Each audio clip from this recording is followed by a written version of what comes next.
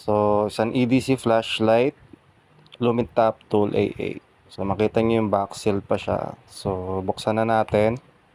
Ayan. So, yours is manual, O-ring, diffuser, lanyard, at flashlight. So, set aside muna natin yan. So, inspect lang natin yung flashlight. So, wala namang gasgas, walang sira. So, testingin na natin. Lagyan natin ng battery. Ayan. So, pang-apat ko na nga palang flashlight na Lumitap to na Tool AA.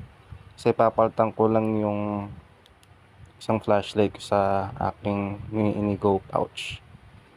So, ayan. So, function test. Working naman siya. So, lagay natin yung diffuser. Ayan guys. Ganun lang kasimple yung flashlight na yan. Okay guys. Thank you for watching and bye for now.